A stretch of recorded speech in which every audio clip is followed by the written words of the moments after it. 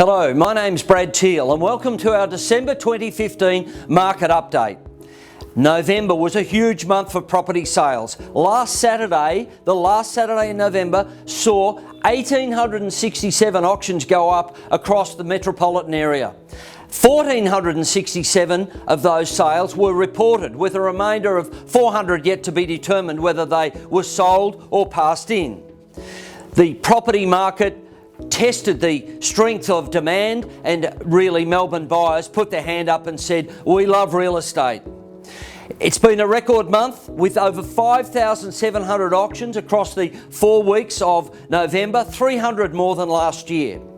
Next year, 2016, where are we headed? Well, the prediction is that Melbourne will start to exceed, with double-digit growth, Sydney, which is predicted to quieten down and have middle to 5, 6, 7% digit growth next year. Sales update for each suburb: massive amount of sales in Essendon for the month of November, 42 sales. The median price in Essendon is $1,133,000, just fractionally down from the mid-year $1,250,000, but still very, very strong, $1 million suburb. Ascot Vale, 885, pushing upwards towards the $1 million mark. Caroline Springs, $473,000 the median price, won't be long, and that's a $500,000 suburb. Gisborne, $590,000. Now, the reason for the median price up there being so high is there are many sales at under $400,000, $450,000 in the actual township of Gisborne. And a lot of the farmlets around 5, 10 acre farmlets sell for $900, $1 million, 1.1, and they lift the median price for the local area. So we've seen a strength in the marketplace, particularly in a city, and you look as a great guide to that is Brunswick, 94 sales, got to be one of the biggest volume turnover suburbs in Melbourne, and $933,000 is the median price for that suburb. Huge result, and once again pushing up towards $1 million, and it may be the first quarter of next year we see the $1 million bracket broken there as the median price. So all of those suburbs give you an idea about the strength of the market through the network of the Brad Teal office network of 10 offices, through Caroline Springs, Sunbury, Gisborne, inner city at Brunswick, and Ascot Vale as well. So the market historically has been strong in the springtime, quietens down a little bit into December. Everybody has a bit of a breather. The paper has a rest, the signwriter has a rest, and us agents who have really been very busy over the last 3 months have a little bit of a breather, and we start again in January for the February-March auction season. Rental wrap. We see that as we've come off a very buoyant springtime, that we come into the December and January period. Now, contrary to what I've just said about sales, where we look for a bit of a rest, in fact the reverse is true in rentals, where we pick up, because as people shift over the December and January period, looking for new schools, job locations, move interstate, whatever the rationale, January in particular is an enormously busy month, and we often find that rents may be as high as 10% higher if you let in January. We've achieved a huge result in Niddrie last month, $1,000 for a 4-bedroom home in Niddrie, and once again, prestigious homes are keenly in demand by prospective tenants. We have a lot of corporate tenancies, and rents of $1,000, $1,200, $1,100 are commonplace through the northwest of Melbourne now.